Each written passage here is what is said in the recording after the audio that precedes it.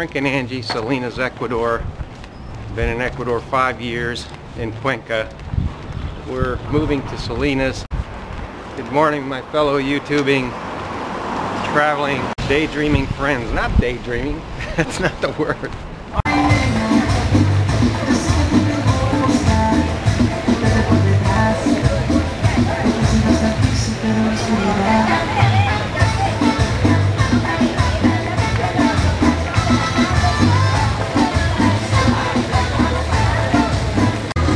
World Refugee Day.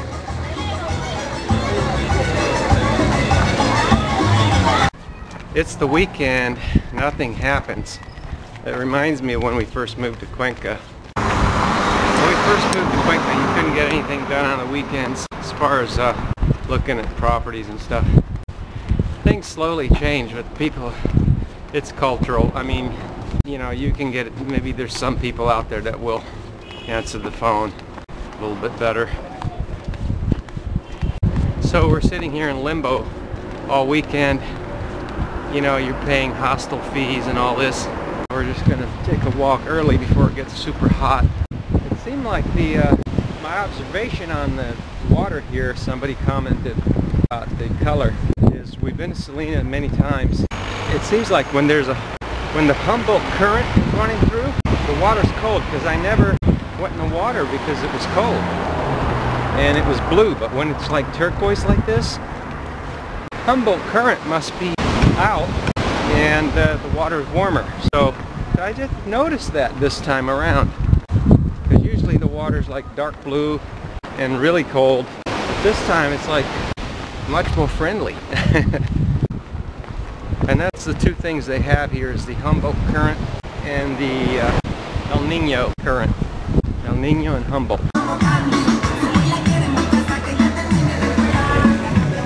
I normally wouldn't pull the camera out in a mercado. We're not in the mercado, but we're not far from it. But there's a security guard right there. There's a few of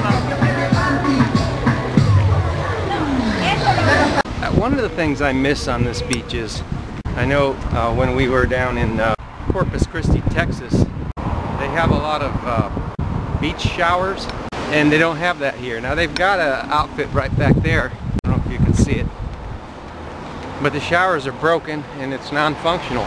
So for all intents and purposes, well, there's no showers. There's private people here that offer shower for 50 cents. I haven't used them yet. I guess that the vandals just mess with the showers too much at night. I don't know. But that's one thing I miss about being on the beach. Because, you know, you get out of the water, you're all salty, sandy, salty, and you don't want to walk around like that. Put your shirt back on. So we left the room earlier thinking we'll just walk on the beach, maybe we'll jump in the water, which we did. Well, I'm walking around without a shirt on, something I really don't want to do. But you know, when you come to the beach, there's no showers. Now there's showers back here for hire, shower for hire. Hola, buenos días. No, gracias. But the lady's out at the mercado shopping, so there's nobody there. Can't take a shower.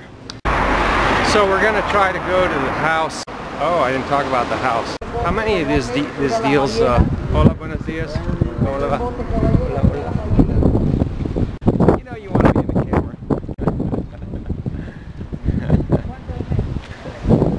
How many of these deals did we get to? Oh, this second deal.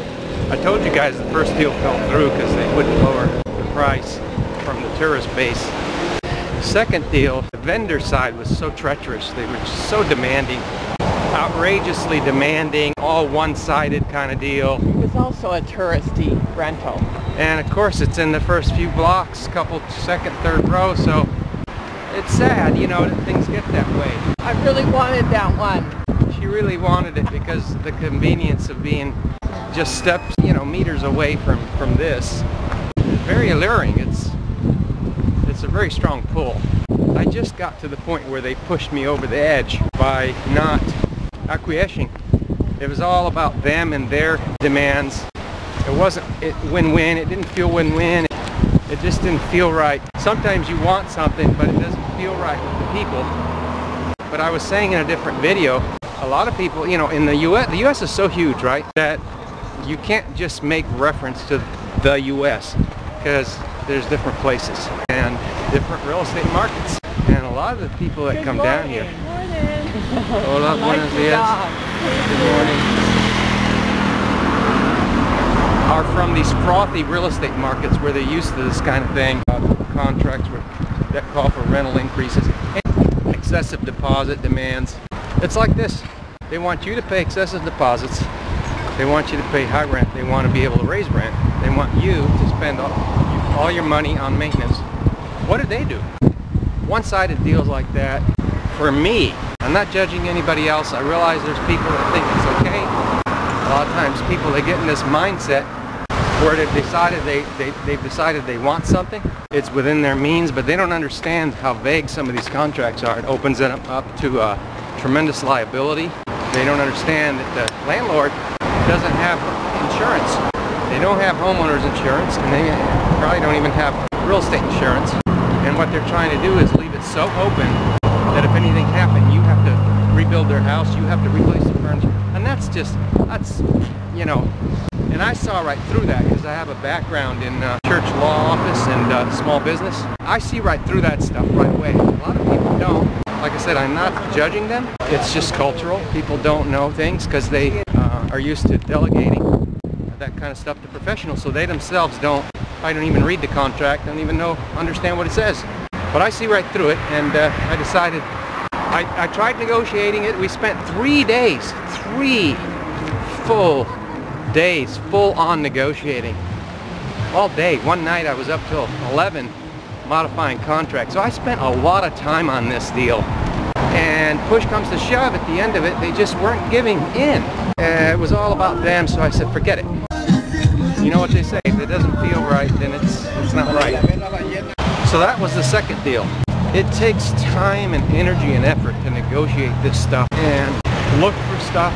And you got the hostel expenses going on. Now I got a good rate at the hostel. They know us, we use them all the time. They give us a good rate. It's a kitchenette, so that's real convenient. Yeah, they get used to the ways of the beaches here. I don't know. Maybe bring a spray bottle or something. I don't know. Bring a picnic basket too. I'm starving.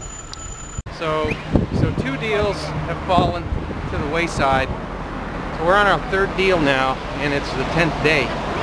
Actually, we got it on the 8th day, but because it's the weekend, we got a 2-day lull. So the 2-day lull doesn't really count because we're not doing anything. We're gonna go over there. There was a local real estate agent involved. He doesn't speak English. So we're gonna go over to the house, see if maybe the owner's there so we can talk to her, because real estate agents, the weekend, they don't even answer the phones. So we're gonna go to the house and see if we can get things rolling on it. I'm excited about this deal because we found a landlord that was more accommodating. It's not all about her. She knows we have needs, and she's working with us. She's going to work with us to get the electric fencing around the house. This is very crucial, guys. Very crucial. When you're out in the neighborhood and you're not in these security buildings, you've got to have the electric fencing. If you're new to this concept, you got these buildings, right? Conversation doesn't apply to the buildings. We're talking about houses way in the back there. The houses here, they have walls surrounding the perimeter. About, I don't know, 10 or 11 foot walls. And then on top of the wall, because the prowlers, they'll scale the wall, they put 4 lines of electric wire fencing. And that's what you got to do to keep them out. And then there's iron bars on the windows.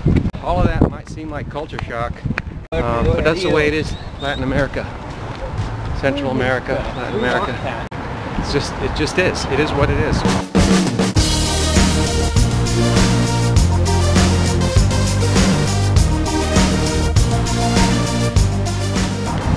So we're gonna go to the house, see if we can get the ball rolling with the landlord. Like I say, she's kind enough to work with us on the electric fencing. That's why we're putting this deal on the front plate. So I'm hoping to wrap it up as quickly as I can, but I made a video, what's your hurry here in Latin America now? This is justified hurry. This is justified hurry. This is not, oh, I don't have time to save money kind of hurry. You know, this is the kind, well, okay, all right. We already know the place is $300. Yeah, I found what I wanted. I found a $300 house.